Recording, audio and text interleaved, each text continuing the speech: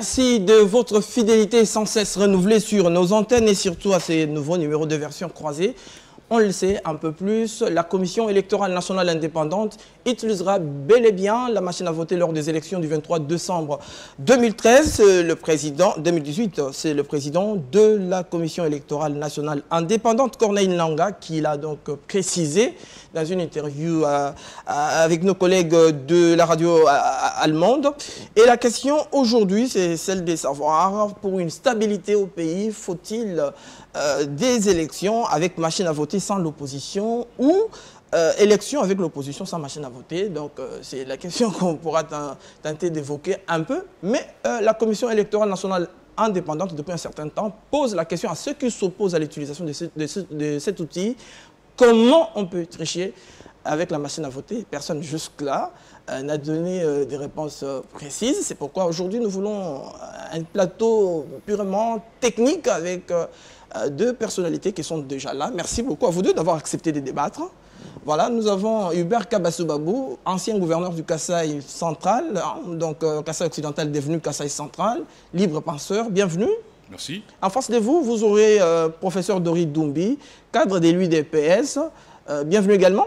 Bienvenue, merci. Voilà, je commence avec vous, Hubert Kabasso-Babou. Pour vous, en tant qu'ancien expert à EISA, vous pensez que le débat sur l'utilisation au nom de la machine à voter est un débat anachronique, suranné, dépassé, bref, bon pour la poubelle?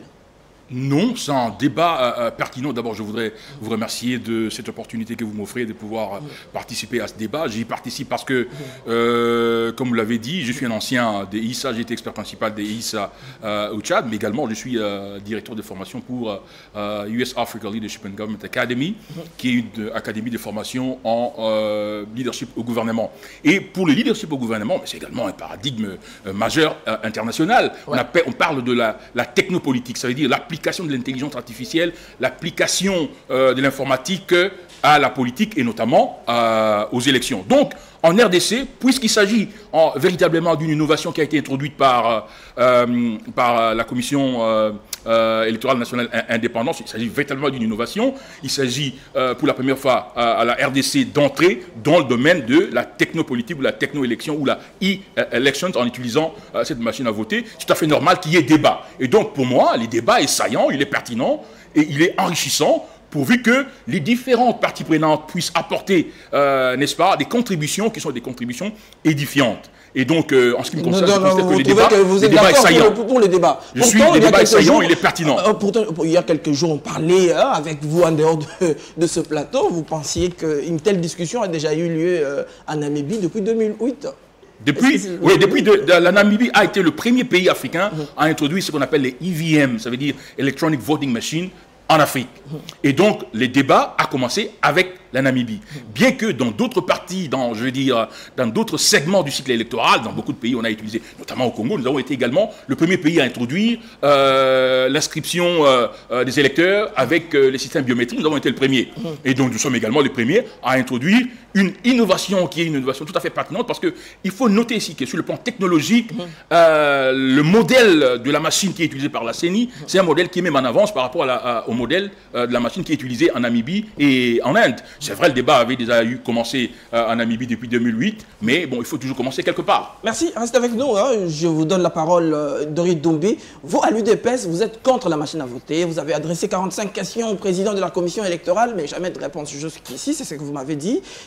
Alors, comment, à votre entendement, peut-on voler avec la machine à voter? C'est la question de la CENI que je reprends ici. Voilà, d'abord, je vous remercie pour cette invitation. Vous verrez, nous aurons un débat technique, un débat de qualité. Très bien. On en a déjà commencé. Voilà. Avec mon aîné, je tenais à le souligner. Ensuite, avant de répondre clairement à votre question, je voulais un tout petit peu brosser le tableau, le contexte dans lequel on se trouve. Après 28 ans de la libéralisation de l'espace politique congolais, nous sommes encore à discuter sur les élections, la transition, et ainsi de suite. Pendant ce temps-là, nous occultons ou nous ne parlons pas du social du peuple congolais, de l'économie et d'autres choses. Je pense qu'au moment où nous nous trouvons, les questions concernant à la fois la transition, les machines à voter, auraient dû déjà trouver leur épilogue. Mais n'empêche, Ici, on parle de machines à voter. Hier, le président Félix Tshisekedi l'a encore réitéré, nous rejetons cette machine à voter. Pourquoi nous les rejetons? Ce n'est pas un caprice d'opposition.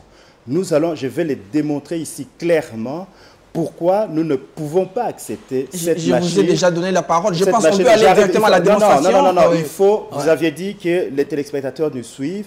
Il faut qu'il y ait un cheminement, il faut qu'il y ait une construction intellectuelle. Je crois que mon co-débatteur ne me les contredira pas à ces propos-là. Pourquoi on n'accepte pas cette machine? D'abord, on nous dit que c'est une imprimante. Simple imprimante qui va imprimer les bulletins de vote qu'on va mettre dans l'urne. Et après, on va faire les dépouillements qui sera manuel. Et après, on va transmettre les résultats.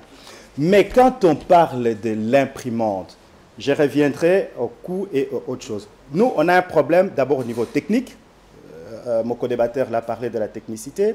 Et puis, on aura un problème politique. On verra au niveau de calendrier, au niveau de loi électorale. Quand on parle d'une imprimante, vous devez savoir que chaque imprimante a ce qu'on appelle une adresse IP et une adresse MAC.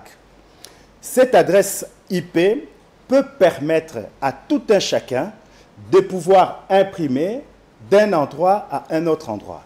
L'imprimante peut se situer à Ituri, peu importe où ça, mais grâce à l'adresse IP ou à l'adresse MAC, un monsieur qui se trouverait, par exemple, j'ai caricature pour ne pas offusquer certains, un monsieur qui se trouverait à la CENI ici au boulevard du 30 juin, pendant la période de vote, il peut imprimer aisément tout ce qu'il veut à partir de n'importe quelle cette imprimante. Et je peux même faire une démonstration technique si vous voulez. Non, mais je vous ai appelé pour ça. Mais alors, dites-moi, il n'y a pas de réseau. Donc, les machines-là ne sont pas en réseau. Ils sont en réseau. Ils seront en réseau parce qu'ils ne pourront pas fonctionner s'ils ne sont pas en réseau. Ça, c'est la première chose. C'est au niveau de l'adresse IP et de l'adresse MAC qu'on peut aisément tricher. Deuxième problème, on nous dit... Oui, ces machines ont été utilisées, je crois, aux Philippines et aux îles de Fidji. Le simple fait de pouvoir utiliser cette machine, donc il y a 90 000 bureaux de vote en République démocratique du Congo. Cela voudrait dire qu'il y aura au moins un minimum 90 000 machines à commander. Or, on ne peut pas commander 90 000 machines, on doit prévoir au moins 10% pour s'il y a des pannes, s'il y a des problèmes, pour qu'on puisse changer une machine qui serait endommagée voilà. En cas d'une panne. Voilà, ça serait 9 000, donc ça serait 99... Finissez parce que vous avez épuisé votre temps. 80, mais je ne vais pas finir dans les 3 minutes, ça sera... Et puis je vais continuer. Monsieur Doré, donc ça sera 80 il y a une logique, ce n'est pas vous qui donnez la parole ici. Absolument. Je vous ai dit que vous avez 3 minutes, vous devez être concis. C'est une émission, on ne va pas parler toute la journée de vous. Mais je suis en train de démontrer comment on peut tricher. Finissez donc, parce que... Avec les 80... Nanga a dit, M. Nanga a dit qu'il va commander 100 000 machines, je crois. Donc, dans 100 000 machines-là, déjà, une imprimante, il faut de feuilles de papier pour imprimer. Avec les chiffres de la CENI, 40 millions, que les chiffres que je conteste d'ailleurs, pareil, on le verra tout à l'heure, 40 millions d'électeurs. Il faudra au minimum, plus les 10%, au moins 44 millions de papier imprimante qu'on mettra dans cette machine pour imprimer. Il faudra de l'encre. Merci. Là, vous êtes déjà à un autre aspect qu'on pourra développer. Moi, je retiens que vous avez dit qu'on peut voler, j'utilise vos propres termes, avec la machine à voter par les mécanismes qu'on appelle l'adresse MAC. L'adresse IP ou MAC. Alors, Hubert Kabassou Babou, vous êtes de ceux qui pensent, et d'ailleurs, vous êtes impliqué, vous m'avez dit, à pouvoir donner une connaissance scientifique sur l'utilisation de la machine à voter. Est-ce que vous pensez qu'à travers IP, l'adresse MAC, on peut tricher avec la machine à voter? Malheureusement, non. Malheureusement, non. Parce que, écoutez, la machine à voter, je veux dire, la technologie de la machine à voter a évolué depuis 1962 aux États-Unis quand on utilisait les cartes perforées, même les cartes porteuses de bandes magnétiques. D'abord, il faut dire ici que la machine à voter n'effectue pas un vote électronique parce que l'université de Stanford l'Université de Stanford qui a fait une étude là-dedans, et d'ailleurs la définition du vote électronique qui est utilisée aujourd'hui dans les grandes organisations, mais également dans les administrations électorales, c'est la définition, ou si vous voulez, cadre conceptuel de l'Université de Stanford. Ces cadres conceptuels ont été également utilisés par EISA dans son rapport de 2014 sur l'utilisation de la machine à voter en Namibie. La définition, c'est qu'il y a vote électronique lorsque les votes est effectué et enregistré sur un support électronique qui peut être une carte perforée, une carte porteuse de bande magnétique, une carte porteuse de puce, ou sur ce qu'on appelle le optic scan, ou sur les DRE. La machine de la CENI utilise le système DRE. Et la deuxième partie de la définition du vote électronique, c'est que la computation, si vous voulez, les calculs des résultats, c'est fait aussi par modalité électronique. Or, dans les cas d'espèce, que ce soit le vote, pour ce qui concerne la machine électronique de la CENI, il ne se fait pas sur un support électronique. Ce n'est ni une carte perforée, ni une carte à bande magnétique, ni une carte porteuse à puce, ni l'optic scan, ni les DRE. Ça se fait sur un papier qui est un bulletin de vote. Et deuxièmement, les votes, les résultats finaux ultimes qui sera considéré, c'est les résultats qui sera dans l'urne. Dans l'urne, les résultats qui seront dans l'urne, pas de la machine. Mais la machine ne retient rien parce que il y a l'impression d'un certain nombre de papiers. La machine retient, va faire la computation, mais les résultats qui sont considérés sont les résultats de l'urne. Alors, j'aimerais que je comprenne avec vous. Non, je voulais souligner un deuxième élément. Très bien. Le deuxième élément, c'est que les protocoles, la machine n'a pas été inventée comme ça. Le protocole des machines à voter, c'est un protocole qui est défini par, disons, les techniciens internationaux, les ingénieurs internationaux en la matière, avec des standards et des normes. Donc, il y a des normes. La machine à voter n'a pas d'interaction ou de structure d'émission ou de réception. Il n'y a pas de mise en réseau, ça n'existe pas. La machine est autonome. Et d'ailleurs, pour chuter certainement, la seule tentative pour démontrer qu'on peut bricoler et tricher avec la machine a été faite par l'Université de Michigan, par une équipe de chercheurs très sérieux, les professeurs Alex Alderman. Mais leur démonstration n'est cadrée pas vraiment avec les protocoles. Pourquoi? Parce que la machine là n'a pas de structure pour émettre ou recevoir. Alors, le professeur Alderman avec ses ingénieurs, ce qu'ils ont fait, c'est essayer de connecter à la machine une petite unité de Bluetooth pour pouvoir recevoir. Très bien. Alors, donc, il n'y a que cette modalité-là. Pour tricher avec la machine à voter, il faudra physiquement connecter une autre unité périphérique à cette machine-là. Mais vous n'êtes pas en contradiction avec la CENI qui dit que, en cas de considération, donc dès que l'on a fini le vote, les résultats qui sont considérés sont ceux en papier. Donc ça suppose quand même que la CENI sait qu'à partir de la machine, il y a un certain nombre de chiffres, mais qu'on ne prendra pas en compte. Mais justement, voilà.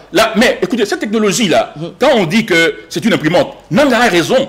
Parce que moi, j'ai été administrateur, administration manager de la Société Générale de Surveillance en Afrique du Sud dans les années 90. Mais déjà dans les années 90, on avait mais aujourd'hui, on a des imprimantes photocopieuses dans une entreprise ou dans un département. Chaque employé, c'est important ce que je veux dire, chaque employé a un code.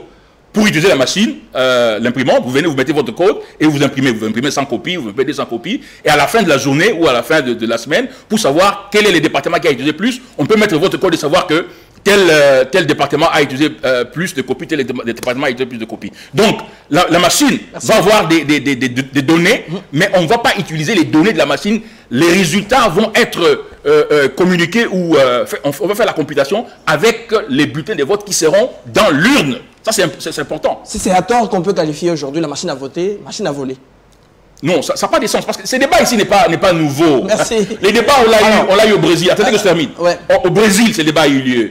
Au Venezuela, les débats ont eu lieu. Aux États-Unis, les débats ont eu lieu. En Belgique, en France, aujourd'hui, il y a 64 villes qui réclament qu'on remette qu'on continue avec la machine à voter, qui continuent à utiliser la machine à voter, et d'autres villes qui demandent qu'on utilise la machine à voter. Non, monsieur le gouverneur, vous avez tout faux. Vous avez tout faux. Pourquoi? Parce que d'un côté, vous confirmez ce que je venais de dire tout à l'heure, c'est-à-dire les sommes imprimantes. Je n'entre même pas dans le débat de la technologie. Je dis tout simplement que c'est une imprimante et je vous ai expliqué comment à partir d'une imprimante, on pouvait voter. Mais vous avez dit exactement ce que j'avais dit tout à l'heure, qu'il fallait imprimer les bulletins de vote et qu'il fallait mettre les bulletins dans l'urne et que les dépouillements se faisaient manuellement. Tout ça, je suis d'accord avec vous, je suis en phase. Là où vous avez une approximation, c'est lorsque vous n'admettez pas qu'avec une imprimante, toute imprimante, l'informaticien même de première année, il vous dira qu'avec l'adresse IP, avec l'adresse MAC, il peut réaliser cette impression à distance. J'ai rapporté même ici n'importe quelle imprimante. Vous prenez sa fiche technique de n'importe quelle imprimante aujourd'hui en 2018, vous verrez dans cette fiche technique, on vous met l'adresse IP, il y a l'adresse de la machine. Je peux vous le donner. Il n'y a aucune imprimante fabriquée en 2018 qui n'aurait pas une adresse MAC ou une adresse IP. Et d'où viendrait la tricherie? C'est ce que je voulais essayer de vous expliquer tout à l'heure. C'est-à-dire, avec la machine qui se trouverait, par exemple, à Ituri, il peut y avoir un monsieur qui serait ici, à Kinshasa, avec un simple téléphone, je vous dis. Parce qu'on n'a pas le temps, je peux imprimer moi ici avec une adresse. Essaye de passer à la démonstration. Voilà, mais j'ai une application aussi. Attendez, c'est pas dans une émission d'une demi-heure qu'on peut le faire. Sinon, je l'aurais fait. Moi, je suis à la disposition même de la CEDI, même de vous faire la démonstration. Et vous verrez. Ici, la question, c'est quoi? C'est tout simplement, et d'ailleurs, il y a aussi une approximation que je voulais revenir, que vous avez parlé tout à l'heure, que cette machine n'a pas de puce mémoire. J'ai noté que tout ça aussi, ce n'est pas vraiment la vérité. Les machines qu'on va utiliser, ce sont des machines qu'on a utilisées aux Philippines, ce sont des machines qu'on a utilisées à l'île Fidji. Pensez-vous bien, nous avons fait quelques recherches et nous avons constaté, nous avons remarqué ou nous avons vu que cette machine contient bien une petite mémoire à l'intérieur. Même au niveau des cartouches, il contient mémoire. Ce sont des cartouches électroniques. Le gouverneur a dit tout à l'heure qu'il est impossible de les interconnecter en réseau. Non, mais ça aussi, je ne suis pas d'accord. C'est ça que je suis en train de dire. Parce qu'avec l'adresse, ce n'est pas... Je crois la difficulté est que vous pensez que ces machines vont être interconnectées entre elles. Non, ce n'est pas ça. Une machine autonome qui est à Ituri, par exemple, moi je serai à Bandal avec mon téléphone, je n'ai pas besoin d'autre chose, avec le logiciel qui est là, je peux imprimer sur le bulletin de vote qu'on mettrait dans la machine, je peux imprimer, je peux envoyer à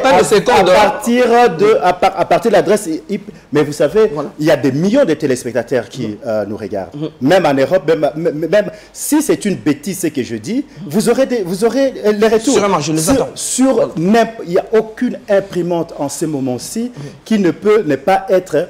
vous parliez de la fiche technique. Mais bien sûr, ça c'est un exemple, ce n'est pas la fiche technique de la machine, mais je vous montre la fiche technique d'une imprimante. Donc ça veut dire, je voudrais vous comprendre, ça veut dire que si moi j'ai la fiche technique des machines qui sont utilisées par la commission électorale, je peux utiliser à partir de mon téléphone, car si vous avez l'adresse IP, mais c'est facile parce que la CENI connaîtrait l'adresse IP. Est-ce que moi, je vais pour citer, je vais poser une question simple à mon co-débatteur. Très bien. Est-il possible, à partir d'un logiciel, même sur un portable comme celui-là, de pouvoir imprimer un document à distance? Qu'on ne parle pas des machines de Nanga, mais est-ce possible, oui ou non? Non, je veux dire, c'est possible. C'est possible, mais il faut nuancer la chose. Il faut nuancer la chose. Je parle comme quelqu'un du Sérail.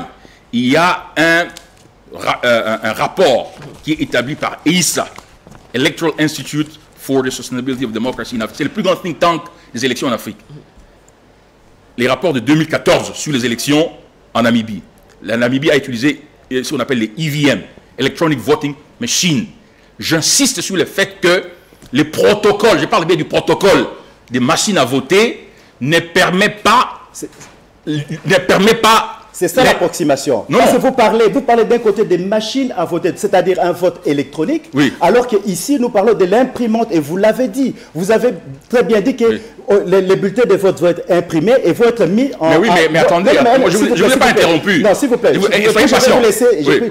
Allez-y. Vous parlez en Namibie, c'était bien un vote électronique. Oui, allez-y. Non, c'est ça que je voulais vous faire remarquer. Mais le débat qui a commencé en Namibie, parce que les Namibiens ont utilisé la machine des Indiens, il y a ce qu'on appelle les VVPAT, c'est-à-dire Voters Verification Paper Audit Trail.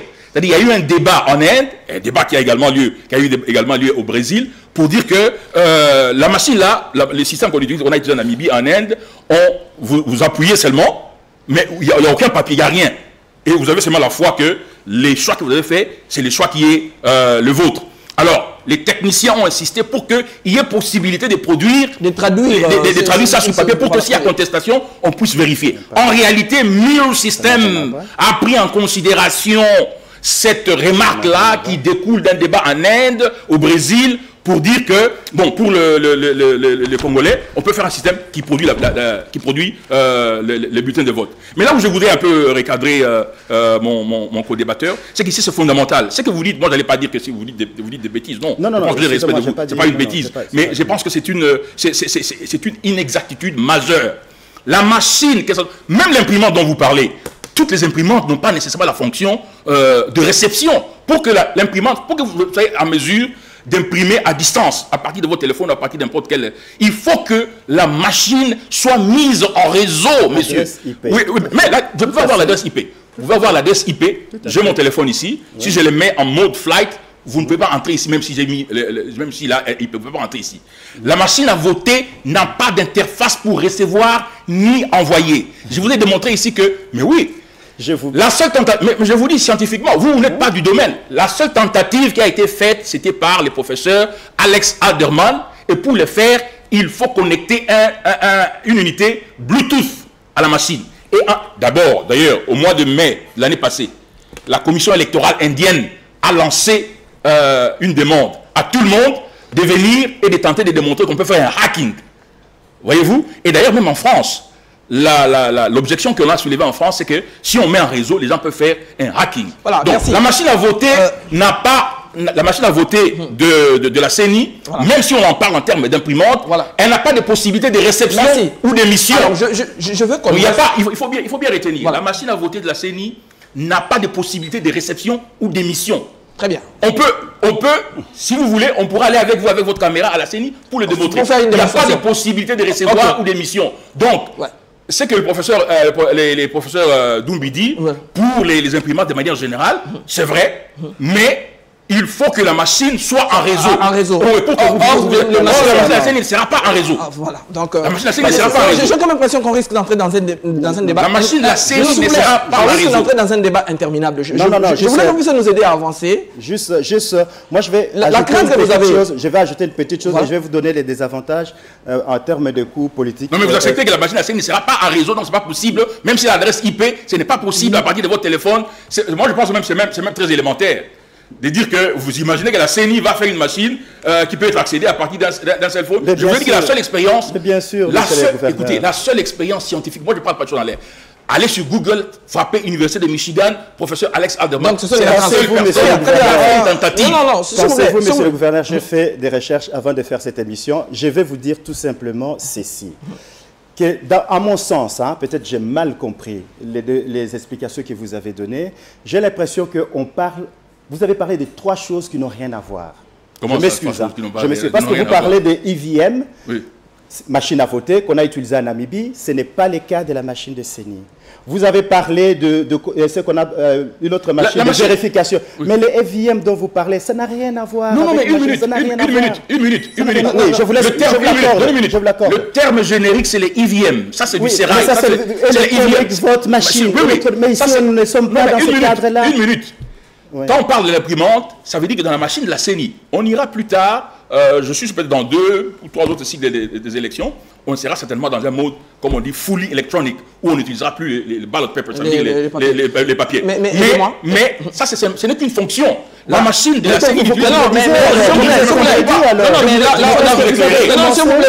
vous éclaire. Non, je vous éclaire. Merci beaucoup. Je dis ceci. C'est important ce qu'on dit. Non, mais vous n'allez pas les... Non, c'est important ce qu'il a dit. Pas tout le temps. Je répète pas tout le temps. Je dis ceci. Quelle est votre crainte quand vous dites, par exemple, qu'on va imprimer autant de papier à distance? C'est pour en faire quoi? qu'on va imprimer les dauphins, par exemple, dans un bureau de vote où nous ne serons pas. On va prendre ces bulletins de vote-là, on va les mettre dans l'urne, et on va prendre ces urnes-là, on va faire l'agrégation avec les autres urnes. Et puis, il y a tout ça. Ok.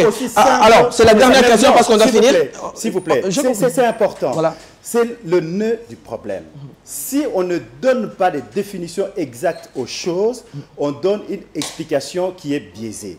Ici, il faut savoir, on parle de machines à voter ou on parle de machines à imprimer. Vous aviez déjà dit ici, on finit. Et c'est la dernière question, vous avez chacun 2 minutes. Hein. Vous avez chacun 1 minute au moins parce qu'on n'a plus de temps.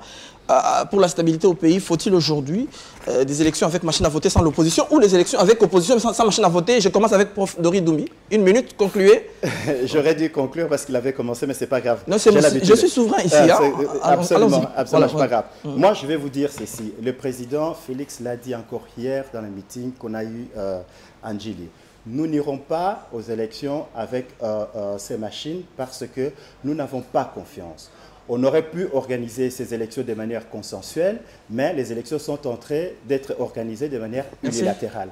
On voulait qu'on ait même un délégué au niveau de la CENI. Jusqu'aujourd'hui, on nous les refuse également. On garde un délégué qui est, un délégué qui est proche plutôt du pouvoir. Là où je voudrais aussi voir, il n'y a aucun intérêt, aucun avantage. Le coût sera énorme. Il faudra des papiers, il faudra l'encre, il faudra tout ça.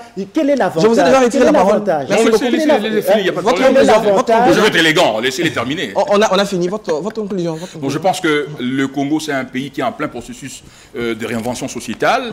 Et c'est un pays en mutation. Il y a des contradictions, des déficits, mais il y a quand même des avancées. J'estime qu'il faut écouter la CENI, il faut écouter les différentes parties prenantes. Mais je pense que ce n'est pas un problème qui est insoluble. Il y a moyen de mettre toutes les parties prenantes autour d'une table pour trouver un consensus sur la machine. Et j'insiste sur le fait que cette machine-là n'a pas de possibilité d'émission ou de réception des signaux informatiques. Elle n'est pas en réseau. Merci. Donc, pas possible de faire les hacking. Merci à vous deux d'avoir accepté de répondre à notre invitation et d'avoir débattu autour de ce plateau. Merci également à vous tous qui nous avez suivis ici à Kinshasa et ailleurs à travers le monde.